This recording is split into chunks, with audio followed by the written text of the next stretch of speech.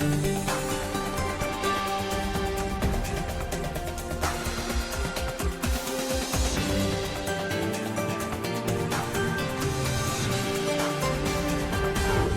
today's World Insight, investment deal between China and the EU, signed, sealed, and delivered. What it means for Chinese and European businesses looking to post-pandemic global recovery.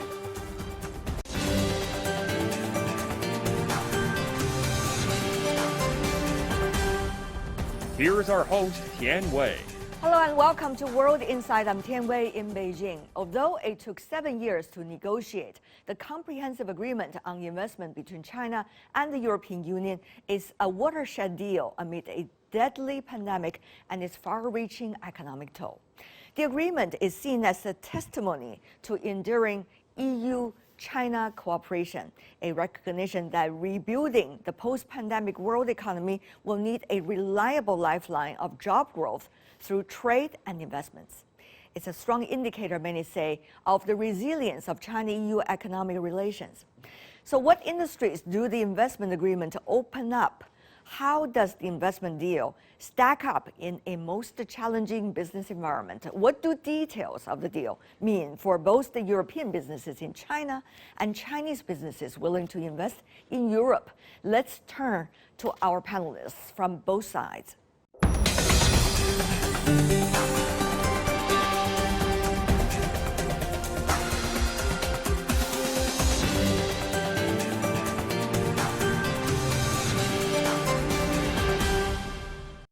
And for more on the latest, we are joined in Brussels, Fraser Cameron, Senior Advisor at the European Policy Center. In Shanghai, Qian Jun, Executive Dean of Fanhai International School of Finance, Fudan University. In Beijing, last but not least, Wang Yiwei, Jean Monnet Chair Professor and Director of the Center for European Studies at Renmin University of China. Gentlemen, welcome to the program. Even though both sides have reached this comprehensive agreement, we are still waiting for governments to approve. How much prospect do we have in terms of a short-term solution? Mr. Cameron, are we going to see the light at the end of the tunnel very soon? Well, the agreement has only been reached at the political level. The legal level will take several months as it has to be ratified in the European Parliament, where there is some opposition. So I don't think we'll actually see the agreement being implemented until towards the end of this year or possibly even early next year. But I think it's important that the politicians on both sides have given the signal that they want to do business. After all, it's taken 7 years to get this deal, so waiting a few extra months of ratification is not really going to be a big problem. Mr. Wang, Professor, tell me, 7 years ago, when the deal was being discussed at the very beginning, the world was a totally different place. Now, how much factors do you think are contributing to the eventual deal? Are you confident it will be approved by relevant governments? Well, I think very hopefully they'll be approved by the European Council and also European Parliament. It's no need to go to the every single 27 member states. Otherwise, it's too much time. And because the European Commission in the investment and the trade issue is a very exclusive. It's a European affairs. It's not a single states affairs. Even the U.S. press, wait for U.S. We will press China together. And also domestically, there are so many human rights, the parliament, the ideologies against this deal. However, they can only approve or reject. They cannot change the treaty in articles because Europeans is a multilateral governance body. They need to put it the legal items in items. So we carefully, that takes time. I don't think they cannot reject because the European Union cannot afford because Europeans under so-called the American press, they would need to guide the high level of the multilateral investment and the trade deal. This is a very good example to win the Chinese market. Professor Qian, as an economist, how do you see the prospect? I do think that this will eventually go through. Hopefully it will be quick. From an economic perspective, I think first and foremost, if you look at financial markets, if you look at firms, if you look at executives of firms, this is very important. Even though we have to wait for the legal process and governments to approve, but this signals that there isn't going to be too much uncertainty on this deal to eventually implement. And less uncertainty is very important for firms, especially during this period of great uncertainty all around the world. So if I'm a European firm or if I'm a Chinese firm, I can now get ready for the next round of investment in the industries that I am interested. At least I can start planning on, because I can see that eventually, hopefully in months, but not in years, eventually this will go through, and then I can just go ahead and implement my investment. And the other thing that's very important is that it's critical that it's a mutually beneficial agreement, because if you look at bilateral investment, we know that EU and China are very large trading partners with each other. But if you look at investment, it's also very large. It's 140 billion one direction and 120 billion the other direction. So it's very large and actually quite equal. So this is important that it's not just for one side. It's mutually beneficial for both. Right.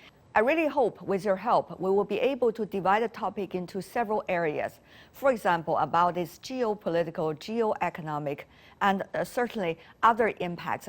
Let's talk about the geopolitical side a bit, because our program, a lot of our topics are dealing with geopolitics.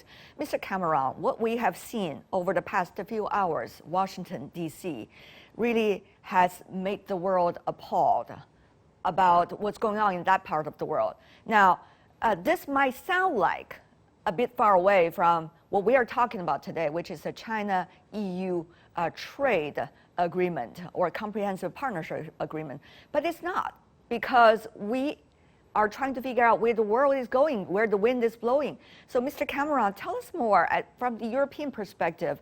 What does the latest events help you to understand how much balance the Europeans, the EU, has to keep with all different players in the world, including China?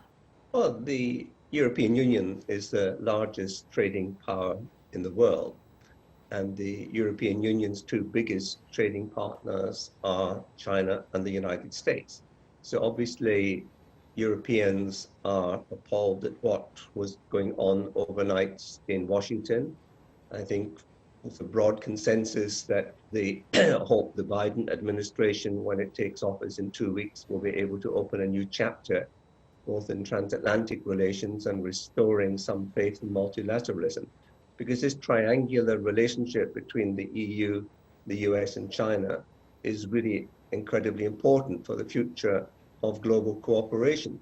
So everyone here is hoping that this is an aberration, but obviously Biden will take a long time to deal with internal problems and have less time to focus on foreign affairs. And that's why many people, or some people in Europe, who said, let's wait and discuss this deal with the United States before we move ahead, I think now will have second thoughts, because it will take some time for the United States to get its own house in order. And therefore the European Union has to go ahead and act independently. A lot of talk here about strategic autonomy in terms of the EU saying, right, we have to defend our own interests. America has its own trade deal with China. Therefore, the European Union has to go ahead and do its deal. Yeah. So I think there'll be less criticism of the rush to move towards a deal with China now. The other way, looking at it, Professor Chen, China and the United States reached the first round of trade deal. That was quite some time ago. Because so many events happening, it makes us feel like a long time ago, but actually it's not. Professor Chen, though, what does this mean? That China is having this comprehensive agreement with the EU, waiting for approval, of course, from Brussels and also from the European Parliament. But what does that mean for the cards that China could have in terms of pushing forward a global trade, which China always see as to its advantage? Right. So first of all, the U.S. and China has a trade agreement. This comprehensive agreement between China and EU is mostly on investments, which is also very important. As I said before, if you look at trading partners, China and EU are both very large for the other side, and for investment as well. So we can talk more about the economic side. Obviously, from economics point of view, cooperation is just better, no matter how you look at it. Whether it's global supply chain or trade or investment, if you can cooperate, if you allow different parts of the world to enter, we have open markets, that's good for everybody. Obviously, there are some technical details to be sorted out. Every country needs to protect their core interests, but overall openness, more trade, more multilateral relationship is good. So I think that's important for all the parties included to sign agreement. The second thing, again, in economics, we have this thing called game theory, right? So when each country as a player in a game, you sort of deal with different partners. And in ancient China, there's a very famous novel, this Tale of the Three Nations. So what's interesting is that you have EU, you have China, and you have the US, certainly the three largest economies and trading blocs. Obviously, as I say, one, more cooperation is good for everyone. And two, when you cannot have a global structure to have everybody involved, such as a WTO, then more bilateral cooperation certainly helps. So in that regard, China, after many years of efforts, and obviously they allowed a lot of conditions to be met in this agreement, has now, in addition to this agreement with EU, but also has struck a very large regional economic agreement, namely the RCEP. Professor Wang, want to continue on that road. RCEP was reached between China, ASEAN countries, Japan, South Korea. And then now there is China and the EU investment agreement waiting to be approved. What does that mean for China's overall plan of having different components of global trade work?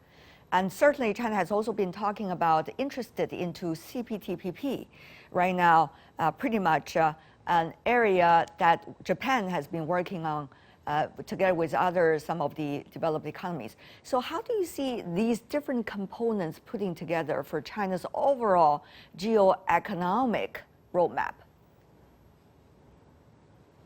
Well, the global pandemic crisis indicated that the globalization is towards more globalization or global regionalization. The global supply chain should be more diverse and not too much, too long, and then more autonomy.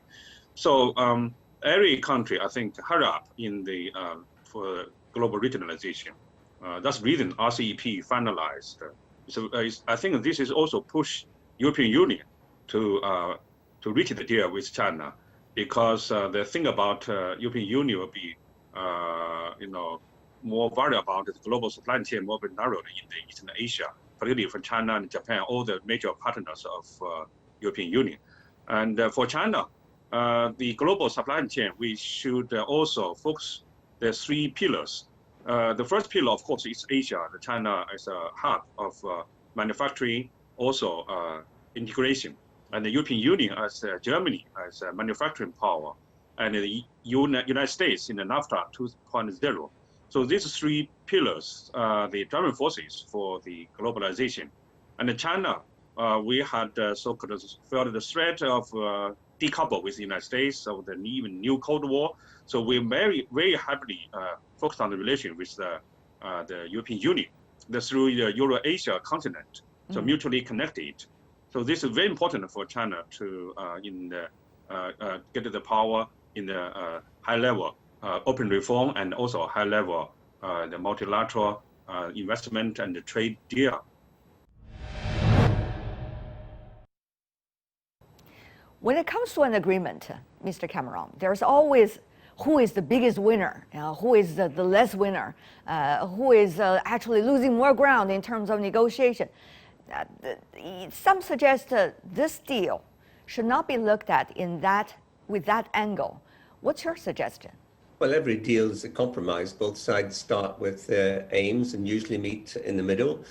The leaders of the EU who signed off the deal both expressed satisfaction in terms of the compromises that were made. This is giving European companies unprecedented access to the Chinese market. It opens up the market in different ways, sets new standards, there's more transparency, there's greater commitment on the Chinese side to a whole range of issues. And of course, it also, on the other side, gives China greater access, greater protection to its investments, growing investments in the European market. So this really is genuinely a win-win deal. Both sides gained. I don't think anyone really loses significantly here. If you look at the content of it, it's not just about trade, it's not just about investment, it's also about sustainable development, it's also about many other areas that, about standards, for example. These are areas that are extremely, earlier at least, considered sensitive, but certainly now has been a big step forward.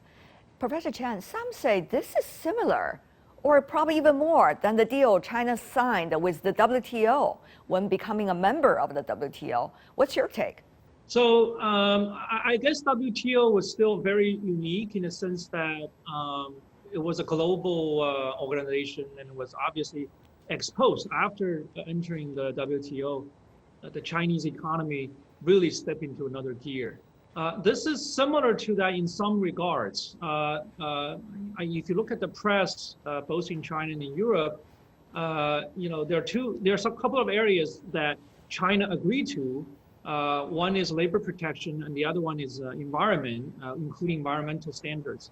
So I would like to comment on from both the economic perspective and also sort of moving ahead, sort of working together under shared values.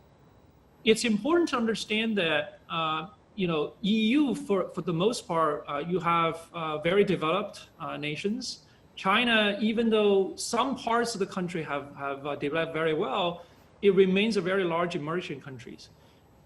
For emerging countries, issues such as labor protection and environmental protection, they are important, but they're also very costly. And I don't mean just a monetary cost. It's costly for emerging nations to deal with this, even though these issues are important. For China, by signing this agreement, not only allows China to commit, right? This is very important from the EU side, that China now, the government and all the legislature, you will see, agrees to these standards for labor protection and environment. This is very good. This is pushing the world forward, protecting the climate. This is great, and this is especially the case after the pandemic. But also it signals that, and in this regard, it's similar to WTO in the sense that I think China now is ready to tackle these issues right on. And by signing this agreement, this is almost like external pressure will force relevant parties in China to deal with this. So this is the same. This is in a similar vein as joining the WTO. In some sense, pressures China to open up, to do more internal reforms. So in this regard, signing this agreement should have similar effects as joining the WTO, even though I still think WTO, because it was the first such overall agreement, should have probably bigger impact. Professor Wang? I think there are three meanings of the CAI. The first meaning is a rebalance. The China and the EU, the trade per day is 1 billion euros. However, the investment, particularly for the Chinese investment in the European Union, very limited. It's a huge potential. And also, second rebalance is not just the China-US standard trade deal, and now EU as a three major economy and the driving forces for innovation. So the deal is also more focused on the labor rights, sustainability, and it's towards the post-industrial civilization, because the European Union and China put forward the goal of the carbon neutrality by 2050 and by 2030, 60. So we need each other because China cut CO2 emissions mostly from the manufacturer way, and the European Union is more focused on transportation and the way of living. So definitely it's very complementary. So this deal is about the access of the Europeans' electronic vehicles and also the low carbon industries, and as well the Chinese investment in the European market of the low carbon industries. So this is taking a leading role, not just ushering in the high quality negotiation in the multilateralism, but also for the transition of from the industrialization to the post-industrialization. Right. And also very important, I think that this will also benefit to the Central Asian countries because European Union is also Chinese neighbor, even from the Euro-Asia mutual connectivity perspective. So it's not just rely on the US to set the agenda. The China EU also take the leading role and also show to China is very meaningful because this deal is very high quality and comprehensive. So this deal reach can contribute to the Chinese joint negotiation with the CPTPP, which also include sustainability and labor rights. So that's very meaningful for the FTAP in the future. And you're watching our discussion on the China-EU Comprehensive Agreement on Investment. We're going to continue our discussion about the significance of it and the implementation of it after this break. It seems that Brussels and the European capitals have managed to work with China in a way that Washington would never be able to, or has never been able to so far. What does that mean to the Europeans? Well, there are different geopolitical aspects. I mean, for many Americans on both sides of the aisle in Congress, they view China as a strategic rival, including a military element. That's absent in the European debate. Europeans, in terms of their attitude towards China, officially see China essentially as a partner, as a competitor, and a rival. And here, we're seeing the partner aspect emphasized in this deal. This doesn't mean to say there are differences with China in other areas, but where we want to work with China, particularly on climate change, environmental issues, as well as raising labor standards, this deal, I think, is a huge step forward. So I think, we're trying to view China as the key partner it is, but where there are differences with China, equally, we will be quite clear that we have to discuss them too. There are a lot of things people talk about regarding this deal and its potential. First of all, one of the most important is the global economy. Mr. Cameron, you know very well, World Bank has already have a prediction about the world economy going down 5%. That's unprecedented since World War II. Now we see a mixture of reasons behind this, which I wouldn't name one by one, but would this deal be crucial for the European economies as a whole to be able to raise, at least under the current circumstances, its potential? How much do you see that could actually happen? One has to look at the current political economic priority, which is dealing with the impact of the COVID-19 virus, which has devastated economies around the world. And China's economy has clearly coped better than others. And so I think one of the motives for the EU signing off on this deal now was recognition that China could again play the kind of locomotive impact it played after the 2008-9 financial crisis. And the EU wants to be part of this important new arrangement with China's involvement. So I think that is certainly an important factor. The exact extent to which the deal will impact on economic growth is quite difficult to say because it will take some time, A, for the deal to be coming into effect, and B, we'll have to see how the commitments on both sides are kept. So it will take some time, but the deal is very important. Professor Wang, China has been talking about the so-called internal circulation and the so-called external circulation. There are different ways of translating the terminologies, but overall it means China, under the current difficult circumstances because of geopolitics and particularly pandemic, has to make its economy work within its border while at the same time opening its market to the rest of the world. So how much will this deal actually work with China's pragmatic agenda right now? We translate as a dual circulation. The dual circulation means that in the future, the economic growth majorly from domestic market of China and the innovation also from the domestic. And innovation also comes from because of we have more than 170 million the university degree holders. Yeah. And also have 400 million middle class. By 2035, the middle class will be double as 800 million. So last year we signed the geography indication deal with European Union. It's also very meaningful for China to reach the high level of open reform and also consumers driven for Chinese economic growth. However, it's not close the door. This is from quantity to quality open reform. So the major partners for China's economic cooperation with the Chinese neighbors, at the same time, Eurasia continent neighbor is European Union. So this work together is not contradictory to each other. Professor Chen, China's reform and opening up been taking place for decades. Now, if this agreement with the European Union is being implemented, it means really, if you look at the standards on sustainable development, on labor issue, on several other things, standards, you would think this is really a new stage of opening up. So how is China, looking at the complex world situation, thinking about its own security, economic security, financial security, vis-a-vis, all of these opening up policies, which is now in written form in that agreement?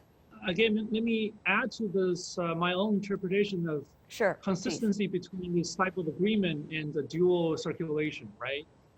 The dual circulation policy or plan was announced in the midst of the pandemic, which last time occurred 100 years ago. So in a world facing so much uncertainty, right, and I stressed, the level of uncertainty was unprecedented. If you're a planner for a household, if you're a planner for a factory, and certainly if you're planners for a country, economy, you have to emphasize what you can control. And for China, obviously, that is the domestic market. But at the same time, as I keep stressing, we live in a world that, working together is just better for everyone. It's better for China as well. You watch this in the pandemic. There are forces who want to decouple.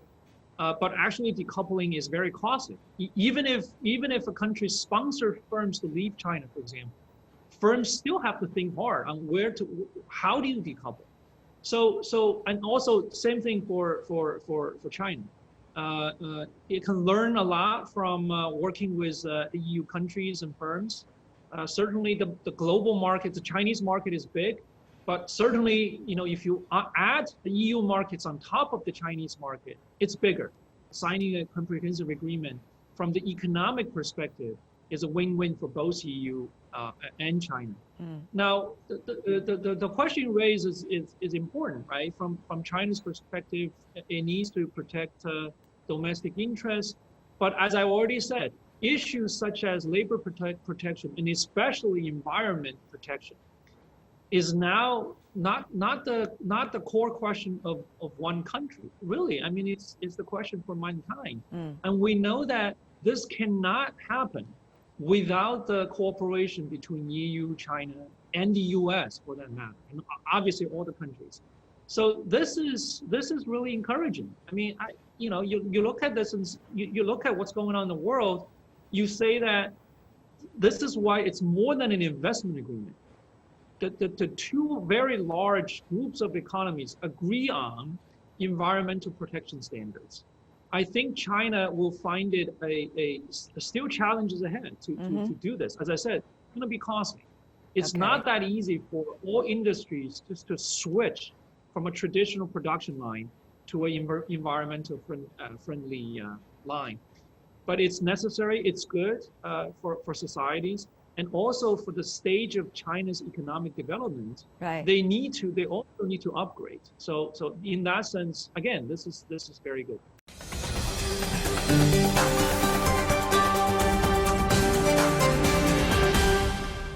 The three of you have been talking about this, not from just a strategic perspective, but also from how businesses will be able to function from now until if the agreement is approved by the European Parliament and also the EU. Tell me, how would you suggest that businesses on both sides, China and also from the EU side, should prepare for those big days? Mr. Cameron, as investor, how do you think they will be able to figure out what they need to do, those investors in China, those investors in EU countries? Well, all investors will be watching to see how the impact of the vaccination process will work out, because dealing with the pandemic has to be priority number one. Because you've got to get the workforce back to work, you've got to get people feeling safe to go out shopping, etc. So that has to be top priority everywhere. And of course, in the United States, there are extra divisions to heal. And that's why, as I said before, I think President-elect Biden will have some problems healing these divisions before he can focus on external affairs. And that's why it is important that other actors, particularly the EU and China, get together with other players, particularly in the G20, to try and reinvigorate the multilateral system. Because as Professor Quen said, dealing with all of these issues on a multilateral basis, increased global cooperation has to be the better way out. And so we have a common interest here in trying to ensure that the new technologies that we develop for our future economies are compatible, and that they also ensure that we leave this planet in a better way for the next generation. That's the top priority. But Mr. Cameron, just to follow up, now European continent is like most of the world, dealing with this pandemic in such a dramatic way, shall I put it that way. And recently, we're of course also seeing in China, the challenge is becoming even bigger than it used to be during the winter time as well. So the European economies are suffering as a result of months of the pandemic looming. So how do you see political atmosphere in Europe, particularly within the EU countries? And how will that have its impact on the eventual approval process and also implementation process of this agreement? Well, ratification comes first. I mean, I think there will be a struggle in the European Parliament. There are well-known issues relating to human rights, Hong Kong, etc., that will be raised. But ultimately, I think the governments will help push this through. France and Germany are strongly behind it, plus the European Commission. And they will argue that in terms of reviving the European economy, China is such an important partner. We need to work with China here. So I think despite the problems, we will see ratification, and then implementation comes later. But the top priority for all European politicians or governments at the moment is actually ensuring that we work together also with international partners to deal with the pandemic, because the pandemic cannot be dealt with on a national basis. It has to be dealt with on a global basis. Surely we have realized that by now. Professor Chen. Yeah, I agree with Mr. Cameron's everything what he said. I would say from the business perspective, two points to add here. One is, as I said earlier, if you're an investor, if you look at the financial markets are most scared of uncertainty. So even though it might take months for this deal to eventually get approved and implemented, at least we know the bilateral relationships, the bilateral prospects of investing in China, investing in EU have come down. So the level of uncertainty has come down, and that's very helpful if you're an investor or you're an entrepreneur. As I said, you can start planning. You're not there doing the investment, but at least you can at least resuming planning. And the second thing is that if you look at the financial markets, it's kind of interesting. The pandemic obviously has done a lot of damage to the economy, but new sectors have been born. There are sectors, tech sectors are doing very well. So the financial markets everywhere have already looked beyond the pandemic stage, and the financial markets are sort of preparing what are these sectors will be like, tech sectors, for example, biomedicine sectors, what these sectors will be like maybe in the second half of this year and well into next year. Very interesting. Professor Wang, real advice for the investors on both sides? We say this is the second stage of the open reform since the joining the WTO. It's a quantity. China's growing very rapidly, GDP. But the second stage is more focused on the per capita GDP, environment protection, consumer, innovation. So that's the reason European Union cannot neglect with 1.2 billion netizens and also more than 1.5 million entities for market. So this is a huge, very diverse and dynamic market for European Union.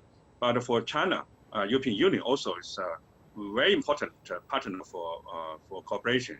Since the United States and the China relations is very uncertain in the coming future years. So we really focus on the high quality cooperation with the European Union. So mutual investment reach, and then maybe in the future, FTA negotiations also follow up. And then this is give the hope for WTO reform, and also give the hope of multilateralism, and also give the hope of engagement policy with China. How much are two sides giving the sense of certainty to each other through this deal? I think it's important, given the problems in the United States, that the European Union and China show that they're capable of concluding a deal. That's number one. Secondly, I think for the businesses, they need some certainty. And I think the fact that, this deal provides greater certainty for businesses on both sides will lead to greater economic activity, which is going to be beneficial for both sides. So overall, I think this deal shows that there is a way forward. And of course, if we can deal with the pandemic, then I think this deal provides us with an important stepping stone to reform and power ahead with the global economy. Professor Wang, briefly. Well, three major forces in today's world economy: United States, China, and the European Union. When China and the European Union reach this deal, it's definitely the certainty for the economic growth, global supply chain, and global value chain, and also the certainty for the mutual investment in China and the European Union towards the green and also sustainable level. Professor Chen, last but not least. All right, so my final point is that this is very encouraging, comforting to people around the globe, because this agreement was signed in an environment with so much uncertainty, in light of the pandemic, and a lot of decoupling, anti-globalization. If people, even for people outside China and the EU, watch this. If there's two regions, two large economies, as Mr. Cameron said, there's still a lot of differences, but that's okay. You can put aside the differences and work on the common points and strike a very comprehensive agreement. It's also encouraging and comforting talking to the three of you, helping us to understand the real insights behind the deal and what might be the prospects. Tianjun, Wang Yiwei, Fraser Cameron. Really appreciate it. Thank you so much, and Happy New Year. Hopefully, it's a good year. There are a lot of things going on in our world today. Even today, there are news coming from all over. But we still choose this topic, China-EU Comprehensive Agreement on Investment, because it is crucial about where we are going from here. And that's all the time we have for today. If you'd like to see more, try to find us World Insight or check out our YouTube channel. Follow us on Twitter and Facebook. I'm Tian Wei on behalf of the team. Thanks for watching. Bye for now.